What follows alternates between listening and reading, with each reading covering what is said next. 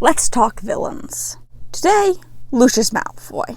This actually deviates a little bit from my regular form. We'll be talking about Lucius in terms of how he abused his son in a very structured essay format that I wrote a few years ago.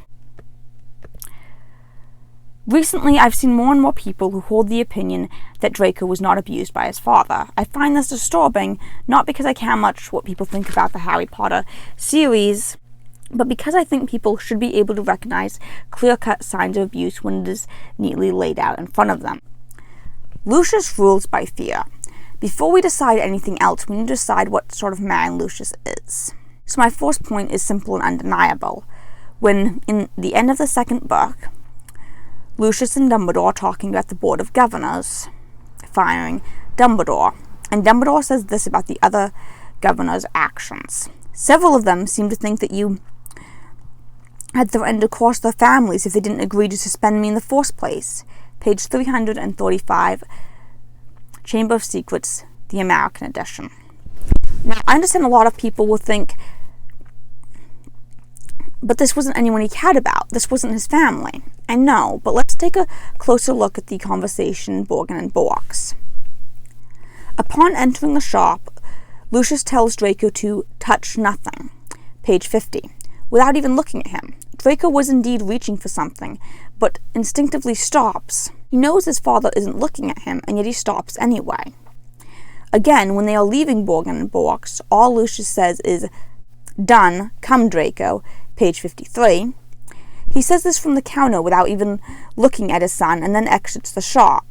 And yet Draco obeys. Draco is reaching his hand to the wardrobe Harry is hiding in, almost touching it. And yet, as his father speaks, his hand stops immediately, and he follows his father. In Flourish and Blots, his father does not once look or acknowledge his son in any way, and yet when they leave, he beckoned to Draco and swept them from the shop, page 63. Draco again does not hesitate to obey. These are three clear examples of not only Draco obeying without question, but that Lucius doesn't even think he has to look at his son to check whether or not he might disobey. In the last scene, it was unthinkable to him that Draco might miss a non-verbal beckon, even though a fight had just broken out, and Draco could have easily been distracted or even hurt. A 12-year-old boy should be in a time of exploration. He should be finding his own path and pushing limits. That does not mean he should disobey his father at every turn, but he should be questioning him and trying to find his own way in life. Draco does not show any of this. What aside from fear could cause a child to obey their father's every whim? Lucius uses his words as a weapon. Quote, "I hope my son will amount to more than the thief or plunderer, Borgin," said Mr. Malfoy coldly, "although if his grades don't pick up," said Mr. Malfoy more coldly still, "that may indeed be all he's fit for." End quote. Page 52.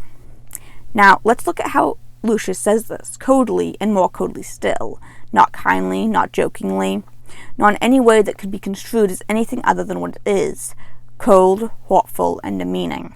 Let's look at what he says, that Draco will amount to nothing more than a thief and plunderer. We see no evidence that Draco is a poor student. In fact, the only student we know is better than him is Hermione, and as he calls her, a favorite of the teachers, page 52. His father shuts him down, and Draco is left looking abashed and angry, page 52. However, he does not try to defend himself again. The fact that Harry can see him and his father is not blocking Harry's view means that most likely Draco is not facing his father, not allowing him to see the hurt his words caused. If this is how his father treats him in public, the only question becomes, how does his father treat him behind closed doors? We know of someone else abused at Lucius's hand, Dobby. Dobby admits to being familiar with death threats. Quote, "Dobby gets them 5 times a day at home," page 177. And Dobby tells us that most house elves aren't treated, quote, "like vermin anymore," but he still is. This says something very important. This is not a cultural norm. Darby is a key point in this because if one person, pet, or anything else is being abused in a household, it is highly likely that other members are being abused as well. Physical abuse. For this, once again, we must look at Darby to see how violent Lucius is, and here he leaves us no doubt. Quote, "He let his master's dinner born, such a flogging Darby never had, sir."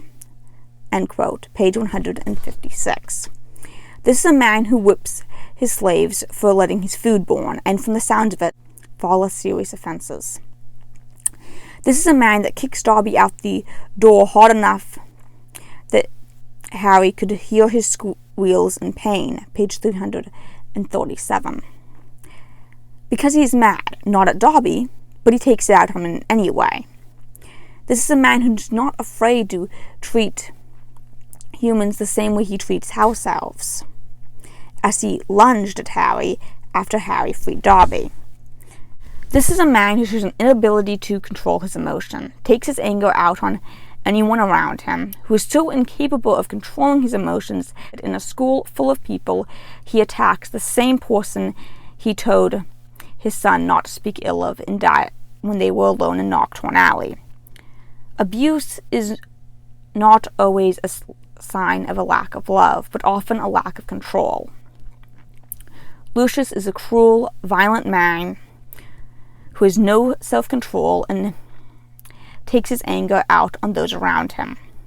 Now, we must look at the fact that in the Wizarding Ward, broken bones can be healed in a second. Dittany can heal life-threatening wounds.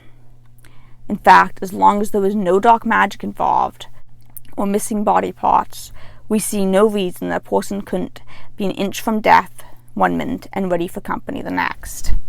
In the movie, Lucius is seen hitting Draco with a cane. Jason Isaac, the actor that played Lucius Malfoy in the movies, did a lot of character study for the part and was allowed to make the character of Lucius a great deal. Even so far, he helped design the outfit he wore and making it blind on the spot that they kept. He and the rest of the producers chose to put this plain physical abuse in, which worked well for the purposes of the movie, being a visual media. The abuse is made clear and undeniable.